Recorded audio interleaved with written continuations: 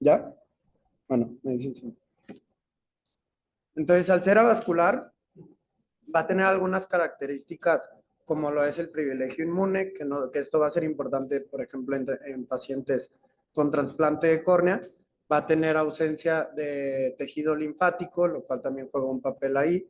Sin embargo, tenemos otras características que van a dar como esa característica de inmunidad, como son las células de Langerhans, que estas nos van a ser como presentadoras de antígenos en caso de respuestas a agresiones a la córnea. En cuanto a que es transparente, pues simplemente para permitir la entrada de luz. Ahorita vamos a abordar un poco más en las características que le van a otorgar pues esa transparencia y cómo se mantiene transparente la córnea. Y altamente inervada, pues bueno, va a tener muchas terminaciones nerviosas, aproximadamente 300 a 400 veces más que la piel, lo cual la vuelve pues un tejido más sensible de todo el cuerpo. Van a ser terminaciones derivadas de los nervios ciliares, que van a derivar de la rama oftálmica del nervio trigémino. ¿Ok? Hablamos de que es un tejido avascular, sin embargo, algunas capas de la córnea pues son metabólicamente activas. Entonces, ¿de dónde obtenemos eso? Bueno, pues la córnea, digamos que se va a nutrir o va a obtener la energía de dos partes, de la parte anterior y de la parte posterior. El oxígeno la va a obtener por difusión a través de la lágrima y la glucosa, que es de donde va a obtener la energía para sus necesidades metabólicas, la va a obtener por difusión a través del humor acuoso. ¿Sí? Eso es como lo más importante sobre esto. Y en cuanto a las funciones, tenemos la función de refracción, como ya una de las preguntas de la doctora mencionaba. De barrera también es muy importante porque así como les digo que es un tejido continuo junto con la esclera, pues cualquier ruptura de estas dos estructuras se consideraría por un trauma, por ejemplo, como un traumatismo abierto. ¿Sí? Tiene que haber una injuria a cualquiera de estas dos estructuras. Y pues de estructura finalmente. También en cuanto a la irrigación, el centro de la córnea pues no va a ser irrigado, lo cual es una característica que le va a aportar a su transparencia, pero en el limbo sí va a ser una zona altamente vascularizada porque va a tener un requerimiento energético alto ya que va a ser el encargado de la remodelación del epitelio.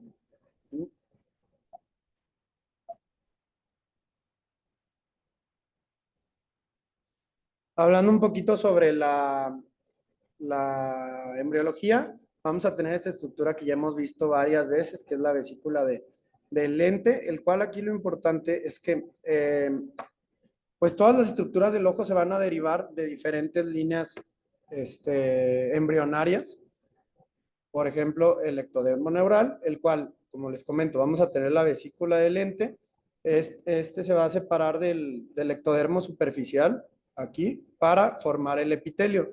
El epitelio se va a diferenciar del epitelio inmaduro del lente como tal. Sin embargo, no va a terminar de madurarse, sino incluso hasta el nacimiento cuando cuando se separan los párpados. El endotelio de la córnea, acá, se va a separar de la cápsula del lente, como podemos ver aquí, y va a formar lo que es la cámara anterior. Aquí pues se ve muy estrechita, ¿verdad? Pero básicamente es este espacio, acá se va a formar el endotelio, el epitelio formado a través del ectodermo epidérmico, y finalmente los queratocitos, fibroblastos y endotelio de la cresta neural en esta zona. Todo este proceso va a comenzar aproximadamente alrededor de las 5 y 6 semanas, pero como les comento, tan solo el epitelio todavía incluso a los 6 meses de gestación todavía ni siquiera está completamente maduro.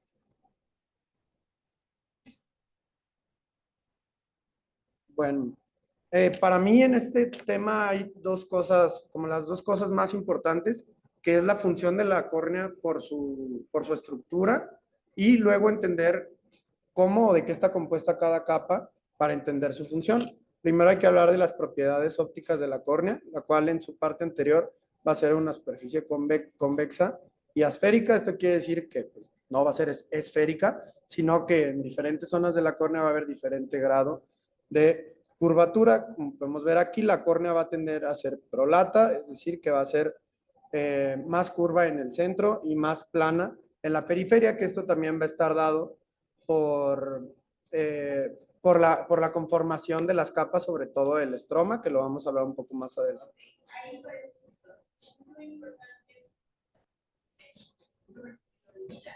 sí, la córnea no es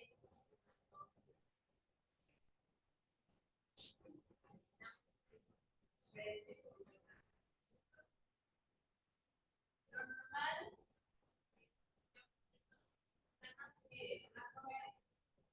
Prolata.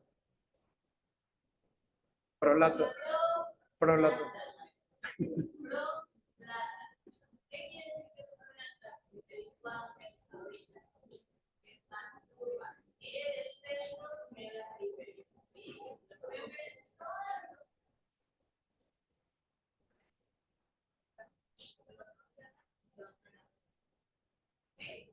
¿Cuándo es? Bueno, si es prolata, ¿qué es? ¿Positiva o negativa? Negativa. La córnea normalmente es una necesidad negativa. Eso no es de más que esos aspectos. El cristalino también es una felicidad. Todo es adecuado. ¿Ok? ¿Qué pasa con los que comparamos? Por ejemplo, la ¿dónde se hace?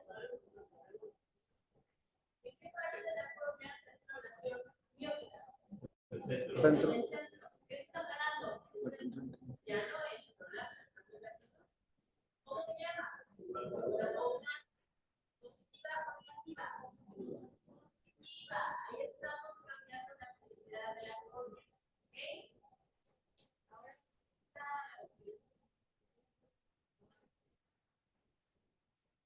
¿Dónde vemos todos los días la felicidad? Que lo tienen en el San Javier, un aparato muy importante. Ok, sí. Ah, ahora. Ok, ya lo han visto, no se han visto. Así no sabes. Ahí viene un numerito, ¿cierto o no cierto?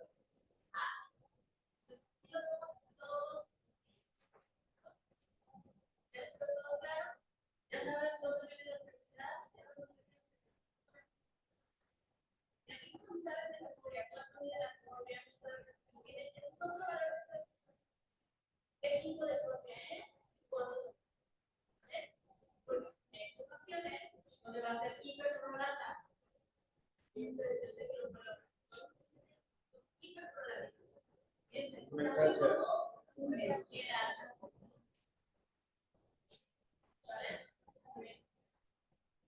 Ok. Bueno, también su forma va a ser transversalmente elevada, ovalada, perdón. Esto va a estar dado por la escleralización de la parte superior e inferior. Sus dimensiones en su diámetro horizontal, que va a ser el más largo, es de 11 a 12 milímetros y el vertical de 9 a 11 milímetros. En cuanto al grosor, pues como lo mencionamos también, va a ser más delgada en la parte del centro, aproximadamente 0.5 milímetros, y en las periferias de 0.7 milímetros, lo cual le va a otorgar mayor resistencia, mayor tensión y estructura. El radio de curvatura promedio es de 7.8 milímetros y el poder de 40 a 44 dioptrías, o como se maneja en otras literaturas, que son 48 dioptrías positivas y 5 negativas, lo cual da un poder total de 43 aproximadamente. En la parte posterior.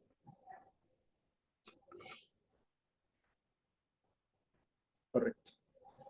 Y bueno, una pregunta que es muy común, que es el índice de refracción de la córnea. Aquí tengo diferentes índices de refracción. ¿Qué es el índice de refracción? Va a ser el coeficiente de velocidad que tiene la luz a través de un medio, ¿sí? Entonces, tenemos lo que es el índice de refracción del aire, de la lágrima, de la córnea como tal y del humor acuoso, que es finalmente por donde va a pasar la luz para entrar a la parte dentro del ojo.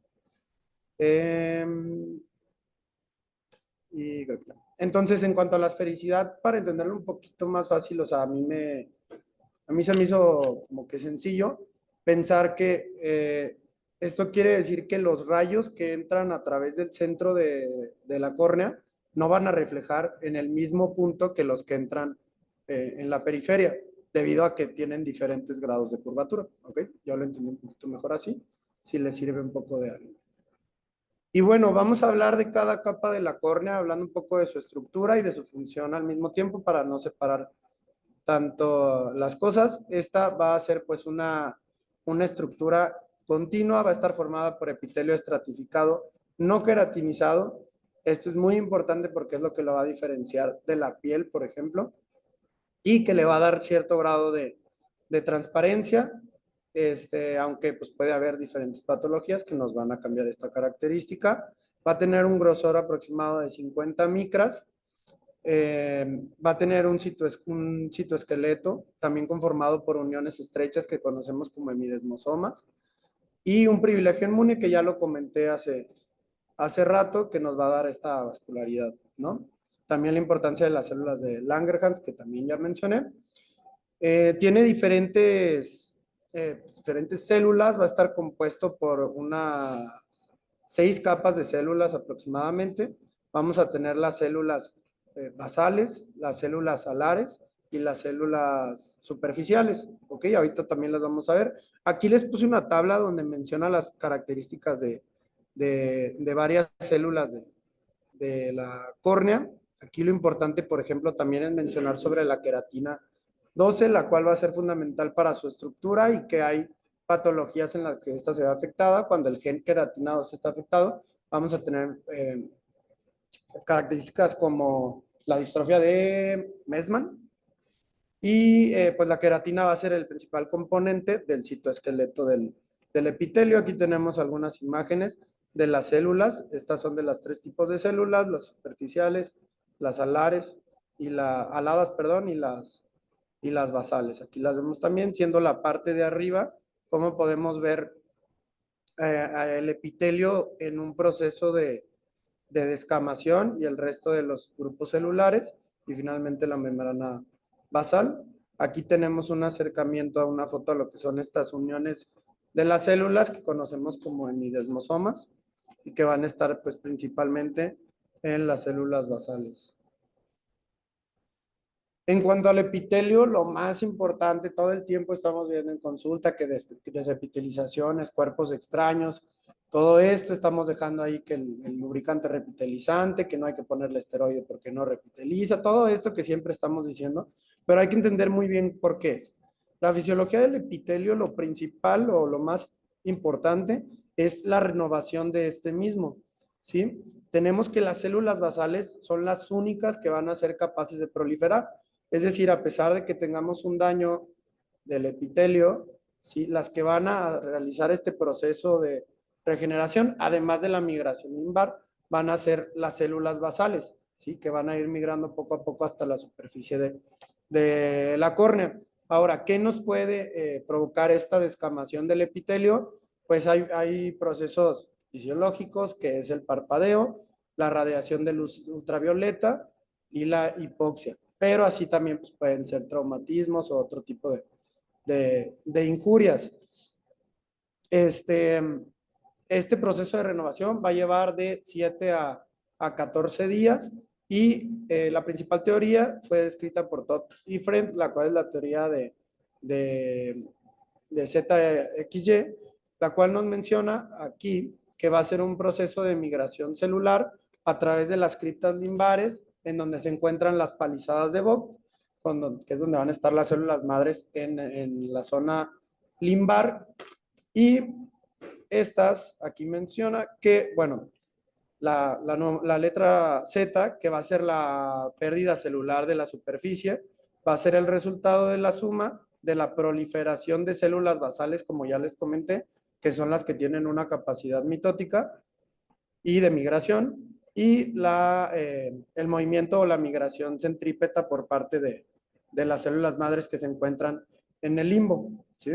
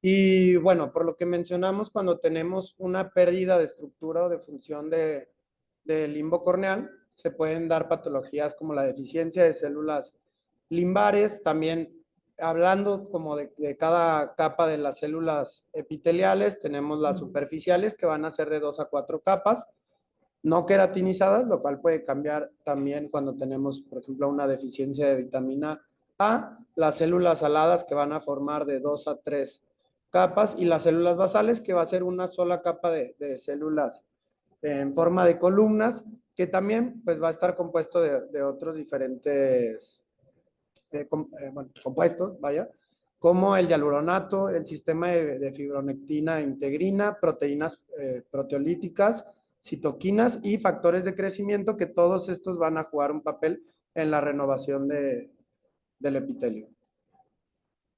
Y bueno, aquí nada más que la mitosis se lleva más frecuentemente a cabo en la periferia que el centro por las características que ya mencionamos.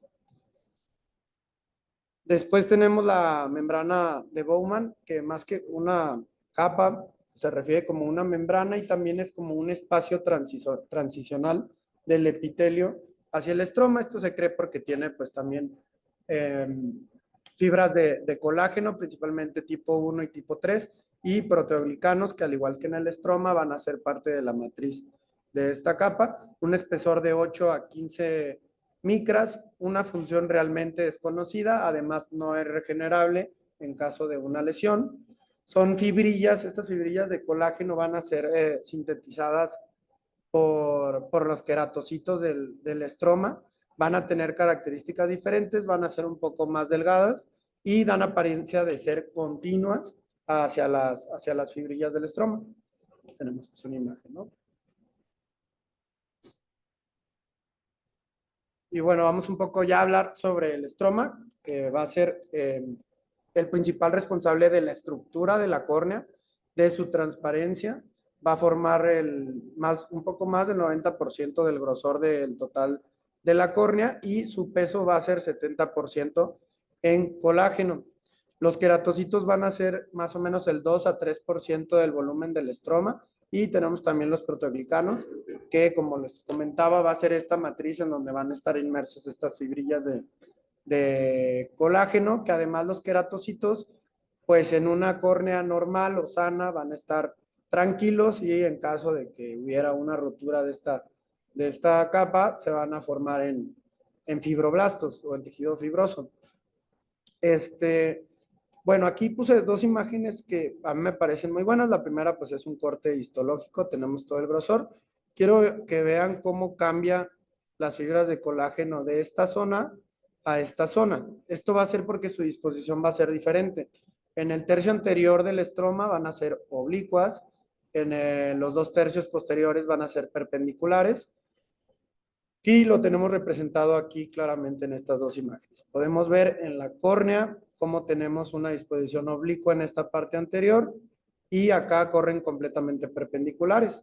Acá cambian cuando se hace este cambio, digamos que aquí estuviera el limbo que cambia de córnea a esclera. Por eso les mencionaba que ambos pues son tejido conectivo, ¿no? una característica que comparten. Aquí igual tenemos una foto de una parte anterior de la córnea, de cómo se ven las fibras de colágeno, y una parte posterior de la córnea. ¿Sí? Vamos a tener 2.4 millones de queratocitos aproximadamente. Y tipos de colágeno, principalmente colágeno tipo 1, que fue otra pregunta que hizo la doctora. Tenemos también colágeno tipo 3, 4, 5, 6, 12 y 14.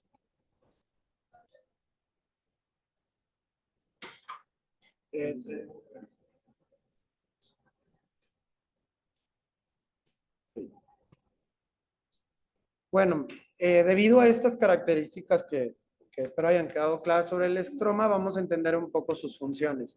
Primero, el aplanamiento periférico corneal, como ya vimos acá, vemos cómo el colágeno pues, va a ser diferente en esta transición de córnea esclera. También esto le va a ayudar a soportar mayor tensión, a hacer un tejido más fuerte y a darle la estructura que tiene también aplanada en la periferia. ¿Sí? Mayor resistencia a la presión y una zona óptica clara. Cualquier cambio en la disposición del estroma, cualquier hiperhidratación del estroma o del epitelio, etcétera, pues va a cambiar esta característica de transparencia.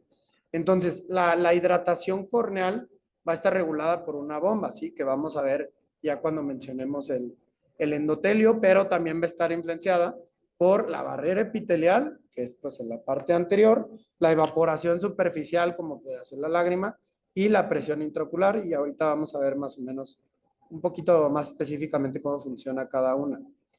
Igual en el estroma, pues tenemos los queratocitos, que va a ser la principal célula, que van a estar en forma de uso y se encuentran dispersos entre las lamelas y van a conectar sus extremos mediante uniones gap.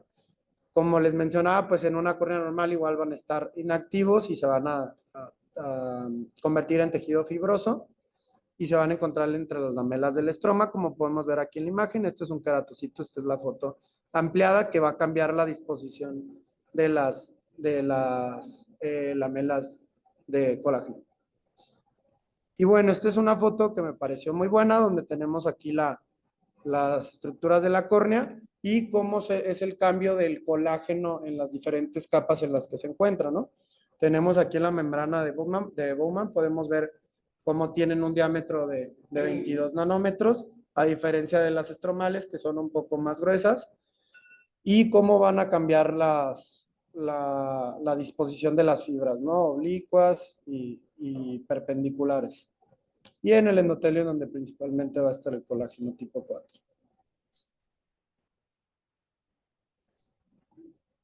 ¿Qué? ¿Algo que quiera agregar, doctor? Y bueno, también vamos a tener proteoglicanos, los cuales van a formar la matriz, donde van a estar suspendidas estas laminillas de colágeno sintetizados por los queratocitos. Igual van a tener uniones gap, inactivos en córnea normal, y también van a jugar un papel importante en la retención y absorción de agua. Y aquí les pongo una tablita donde mencionan todas los glicosaminoglucanos y proteoglucanos que contiene la córnea, pero lo más importante es hablar sobre el sulfato de queratina, el cual es el más abundante, y las funciones, por ejemplo, aquí que dice que pues la principal función de los proteoglicanos como matriz va a ser la separación o mantener la distancia normal entre las fibrillas de colágeno. La capa de DUA, esta pues se la van a encontrar en algunos libros, en otros más actualizados sí se la van a encontrar. Esta va a ser descrita apenas en el 2013 como una capa acelular que no se regenera, con un grosor de 15 micras, situada entre el estroma y Descemet. No se sabe muy bien si es un proceso como más bien un espacio de transición o de membrana basal. A pesar de su delgadez, va a ser resistente e impermeable al aire. Y aquí tenemos una imagen de más o menos cómo fue descrita. Aquí tenemos las dos, la capa de Descemet y la de DUA. Sin embargo, se vio en un corte cuando existía un desprendimiento de la membrana de Descemet, pues se evidenció lo que es la capa de DUA y pues su función realmente no está del todo descrita. En cuanto a la membrana de Descemet, va a ser más que transicional, va a ser la membrana basal del endotelio. En niños puede medir 3 micras y va a ir aumentando su grosor a través del tiempo, los adultos de 10 a 12 micras, con colágeno tipo 4, tipo 8 y laminina como sus principales componentes. Esto quiere decir que va a ir aumentando al año más o menos alrededor de 0.1 micras. ¿Y esto por qué es importante? Porque vamos a tener una relación muy estrecha entre la membrana de Descemet y el endotelio. ¿Sí? Por ejemplo, en esta foto se explica muy bien.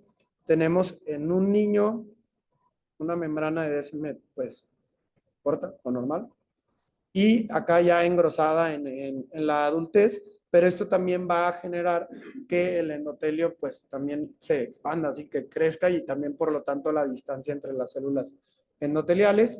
Y también otra característica importante es que va a tener una parte anterior con una disposición en bandas y una posterior en la cual pues no va a tener bandas.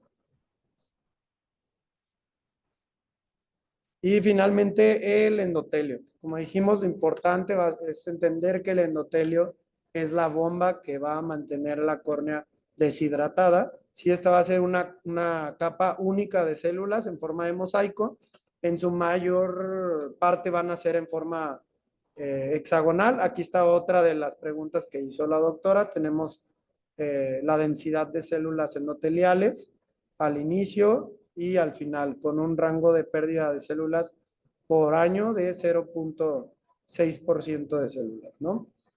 Eh, También es importante, ¿alguien recuerda más o menos cuál es la cantidad de células endoteliales necesarias para mantener la transparencia de la córnea?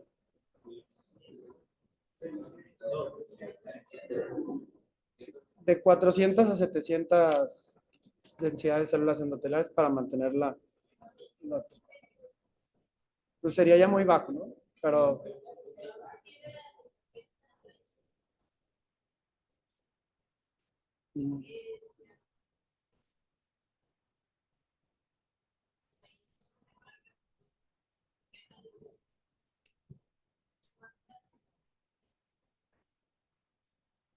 1200 más o menos.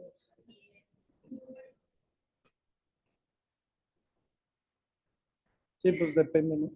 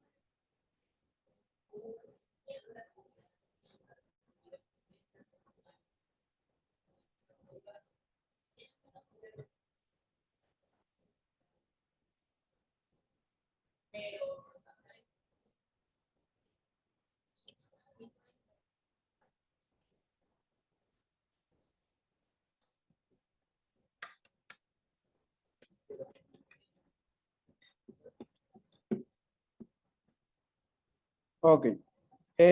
Bueno, también, pues como les comentaba, a pesar de que la córnea pues es avascular, tiene capas que sí tienen una actividad metabólica. Y esto se cree que es altamente, bueno, más bien, que es una capa altamente activa debido a que sus células van a contar con muchas estructuras como mitocondria, retículo endoplasmático, ribosomas y aparato de Golgi. ¿Sí? También...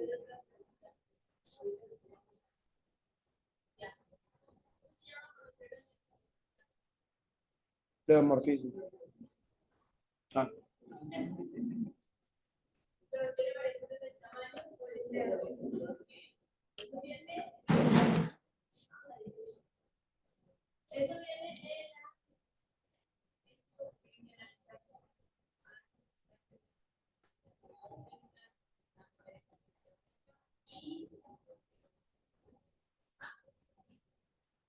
Ok. Y bueno, estas van a estar unidas por una zónula occludens, también va a tener mácula occludens y mácula adherens. Y aquí podemos ver, pues en una foto, lo que va a estar resaltado de verde van a ser esta zónula occludens y el rojo, pues como tal, el interior de la célula. Y aquí tenemos una microscopía especular en donde es un paciente con un endotelio normal y acá en un inicio de una queratopatía bulosa en donde podemos ver cambio de la forma de las células y del tamaño. Aquí lo importante es entender que el endotelio no se va a regenerar. Entonces, siempre va a intentar tener cubierta el área por células. Entonces, cualquier lesión o cualquier pérdida de células se va a intentar recubrir este espacio aumentando el tamaño de las células y por lo tanto también cambiando su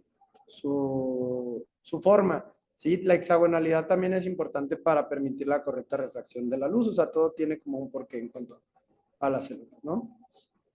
Y aquí, pues estas imágenes se me hicieron súper buenas para intentar comprender cómo funciona esta bomba, ¿no?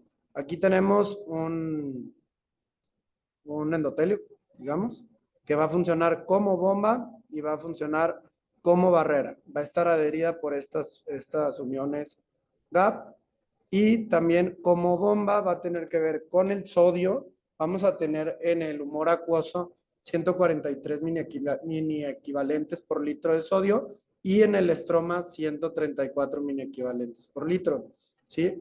Entonces, esto va a hacer que pase sodio del exterior o del humor acuoso hacia el interior de la córnea, activando también el potasio en sentido contrario.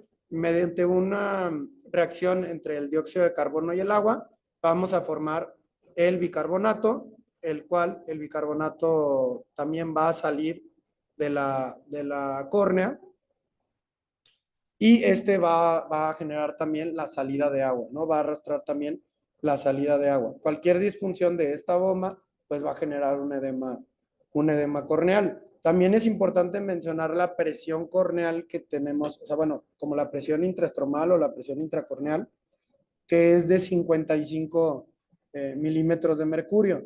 Entonces, más o menos por lógica, algunos mencionan que 50 o que hasta 60, pero si un día les preguntan que cuál es la presión intraocular necesaria para provocar una disfunción de la bomba del endotelio, pues va a ser alrededor de 55 milímetros de mercurio cuando iguale estas presiones y ya no hay este gradiente de presión que jale el agua hacia afuera de la córnea. Y bueno, aquí igual, de barrera, de bomba, la función. Y aquí tenemos diferentes ejemplos en un ojo normal, como va a pasar líquido del humor acuoso a la córnea, pero va a estar deshidratando constantemente el endotelio cuando tenemos una presión normal, cuando tenemos un epitelio normal, un estroma normal. Y aquí, por ejemplo, en un glaucoma agudo, como ya les mencioné, una presión alta que va a provocar que aumente la entrada de líquido, sin embargo, la salida de líquido por medio del endotelio pues puede llegar a igualarla, vamos a tener un estroma normal y un endotelio normal. Y aquí en una queratopatía bulosa, por ejemplo, una pio normal, un epitelio edematizado, un estroma edematizado, debido a que el endotelio tiene pérdida de conteo celular, por lo tanto disminuye su función de bomba. Entonces tenemos mayor entrada y como se ven más chiquitas las flechas, menor salida, lo que va a provocar este edema.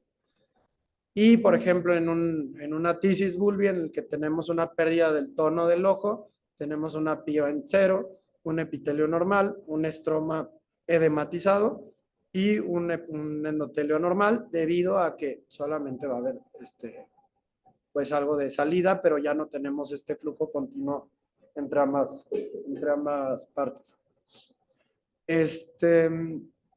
Y bueno, creo que esto es un poquito el resumen de la anatomía. Va a continuar mi compañero Beto con la farmacología y la superficie. No sé si mientras alguien tenga alguna pregunta.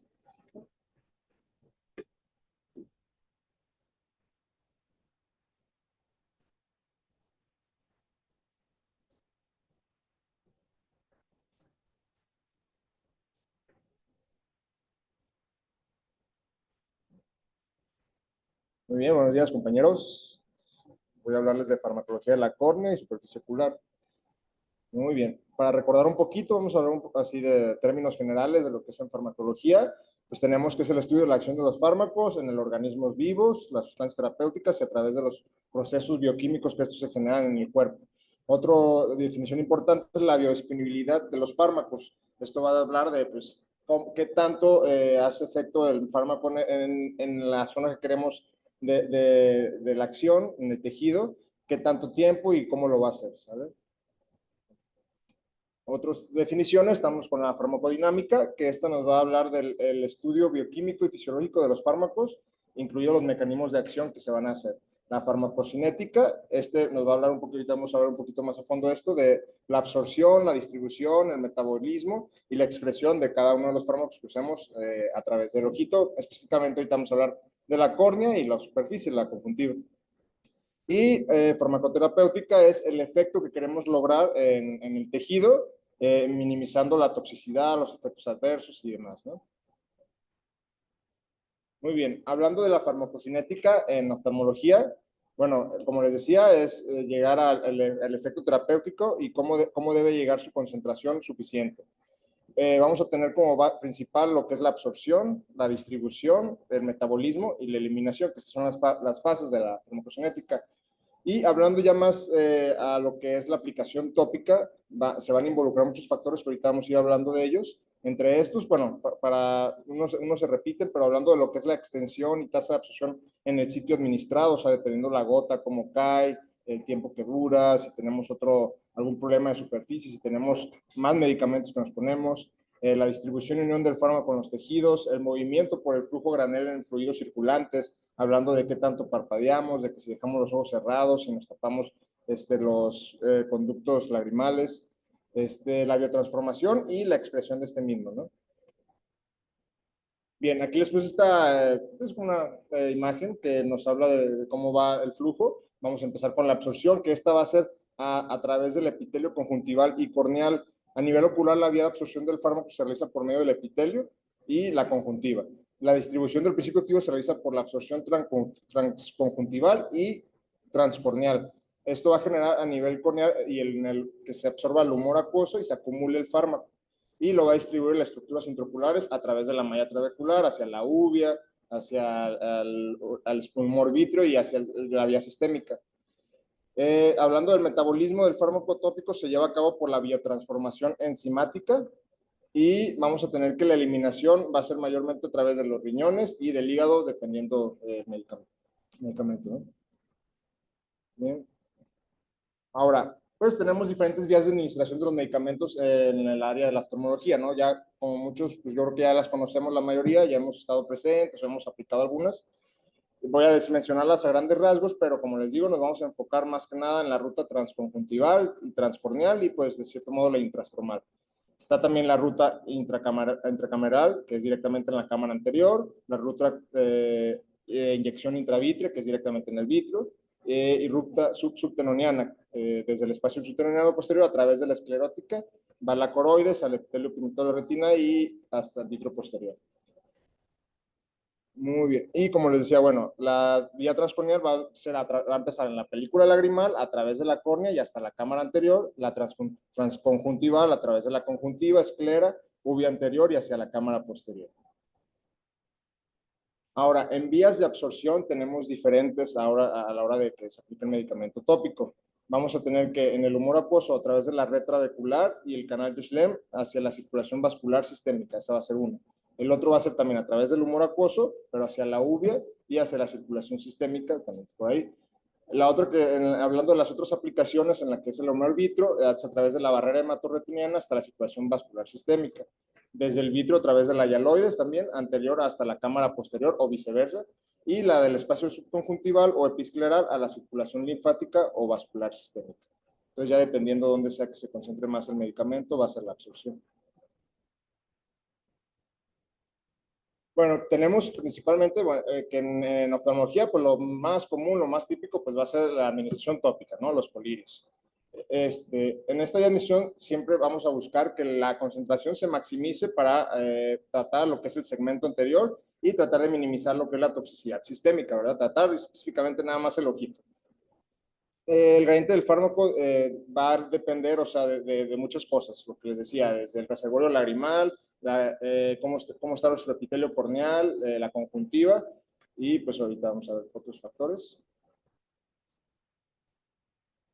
Menciona que, por ejemplo, una gota de las que normalmente cualquier gotero comercial una gota va a contener 50 microlitros de medicamento. Y en el lago lagrimal vamos a tener que normalmente estamos en 7 microlitros. Al aplicar una gota, el lago lagrimal llega hasta los 10 microlitros en el ojo parpadeante de un paciente normal que está en posición vertical, ¿no? ¿Qué quiere decir? Que como máximo solo vamos a tener el 20% del fármaco administrado en el ojito. O sea, lo otro se va a caer, se va a evaporar, se va a ir por el conducto lagrimal. Esto equivale a que va a quedar un 10 microlitros de si los 50 microlitros que en cuestión del fármaco es lo que va a quedar en el ojito. O sea que al final de cuentas, pues lo que se absorbe pues es muy poquito, es un 20%, va dependiendo pues de la forma de aplicación y todo, ¿no? Y bueno, aquí es donde entra también factores como, por ejemplo, que los medicamentos tópicos se pueden llegar a absorber por la mucosa nasal y esto puede generar que se haga un metabolismo sistémico mayor, digamos. Entonces, es muy importante pues, en pacientes pediátricos o también en pacientes ya adultos con enfermedades que hay ahí con enfermedades, pues tener cuidado, ¿no? Con ciertos medicamentos, aplicar 1 o 2 gotas puede variar en cuestión de la aplicación sistémica y la absorción, ¿no? Muy importante ahorita como recomendaciones, pues tenemos, hablan de varias recomendaciones en la literatura, desde cerrar los ojitos después de aplicar una gota, dejarlos cerrados unos 3-5 minutos, apoyarlo con la famosa digitopresión de los conductos lagrimales, esto con el fin de que el medicamento permanezca un poco más en el ojo a mayor concentración, penetre más, no haga una penetración sistémica. Y otro también que mencionaba es que, por ejemplo, pacientes que usan 3, 4, 5 gotas ya y que a veces se cruzan los horarios, pues como siempre les tratamos de decir, ¿no? Sí es muy importante, sí, no es así nomás como que, ay, pues si quiere, o sea, sí es importante decirle a los pacientes que entre gota y gota mínimo 5 minutos por lo mismo, ¿no? O sea, el ojito de la penetrancia del medicamento va a ser mucho de mecánica.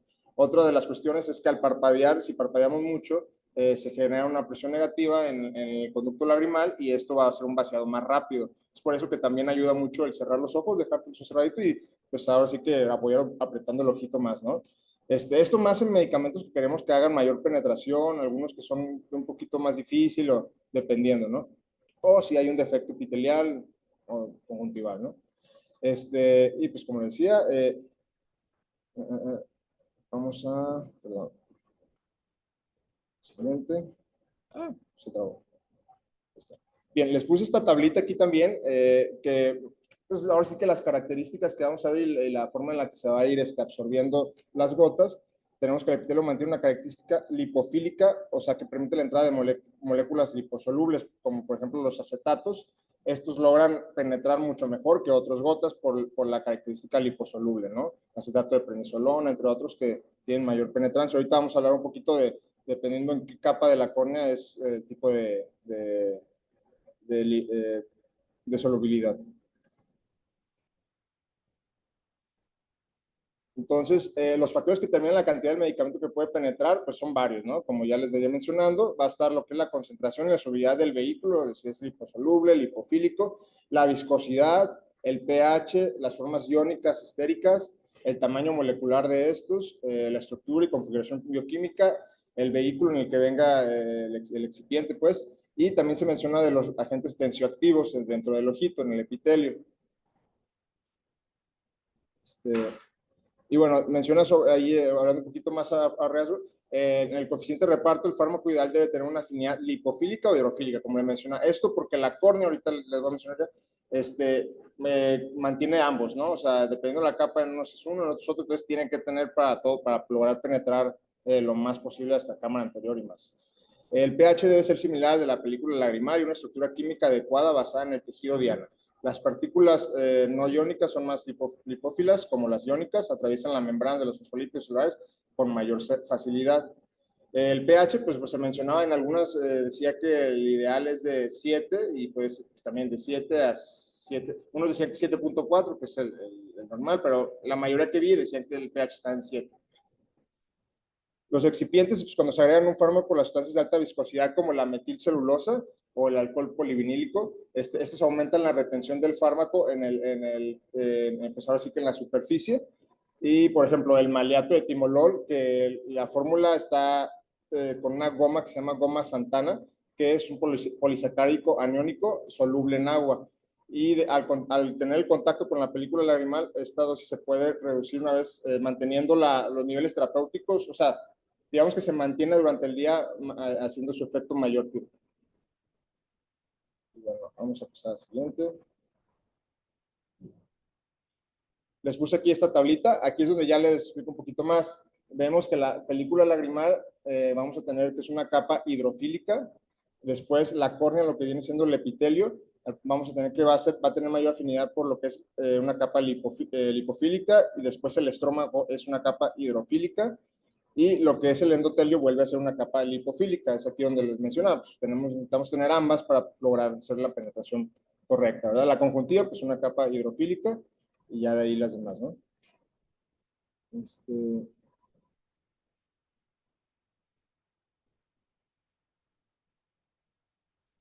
Bueno, vamos a hablar de lo que es la toxicidad, ¿no? Es algo pues, bastante importante en el ojito porque pues, muchas veces va a haber casos en los que tengamos que poner una gota cada hora, cada 2 horas, múltiples medicamentos y aparte el paciente pues ya viene dañado, ¿no? Trae diferentes cosas, una úlcera, una infección, diferentes.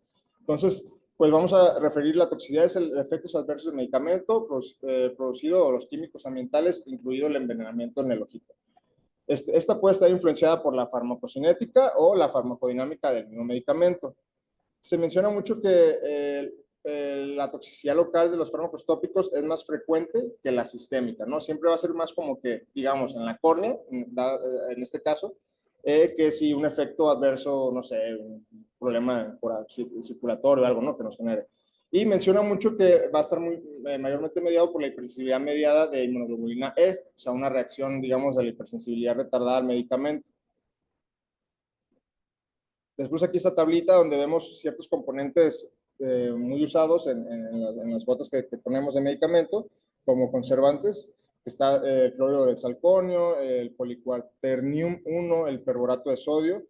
Y pues vamos a tener que los conservantes comúnmente utilizados en preparaciones oftálmicas incluyen tensoactivos catiónicos cuaternarios, tales como los que le menciono, agentes mercuriales como el timerosal, fluorobutanol y parahidroxibenzoatos, alcoholes aromáticos, Y pues bueno, estos todos van a tener cierta afectación en la superficie ocular.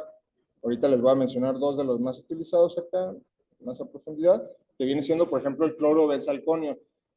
Pues el uso continuo de él nos va a generar eventualmente una inestabilidad de la película lagrimal, una disminución de la capa mucínica, una apoptosis de las células epiteliales conjuntivales y corneales, y una disrupción de la barrera epitelial corneal, lo que podemos llamar como una queratinización, perdón, en el epitelio de la córnea. El otro que también se usa bastante, que últimamente, bueno, se usa mucho en los lubricantes, es lo que mencionaba la literatura, es el perborato de sodio. Pues, como si, digamos, son de los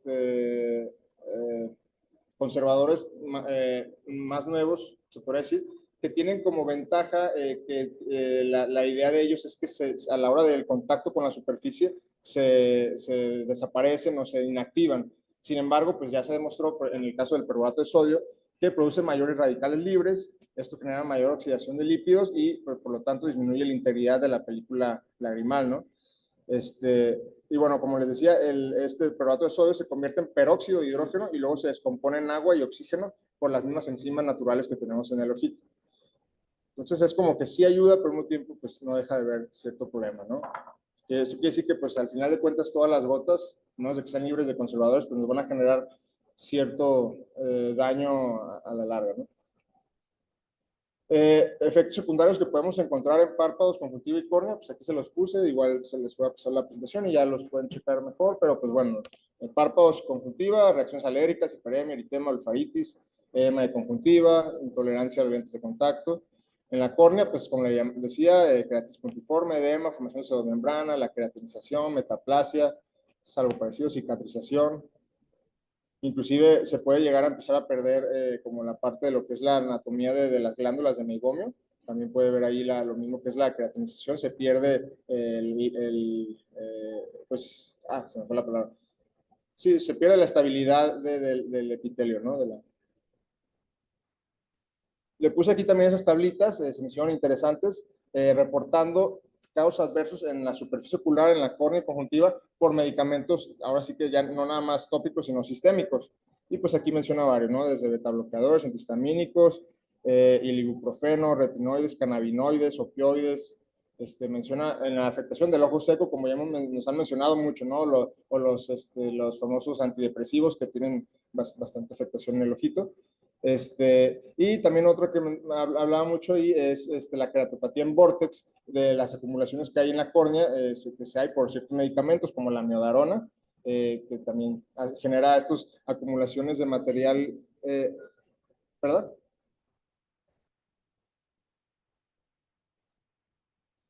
¿Perdón? No escucho. Queratopatía vórtex.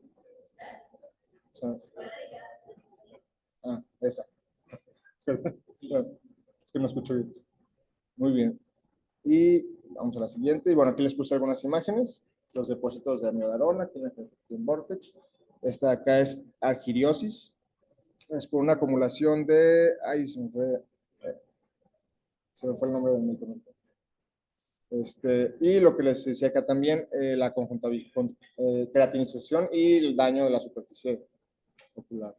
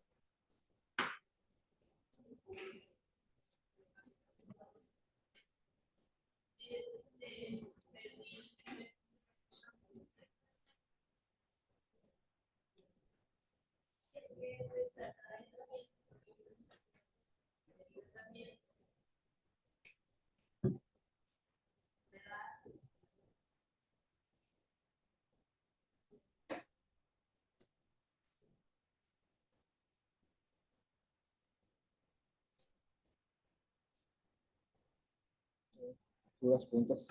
Bueno, entonces no me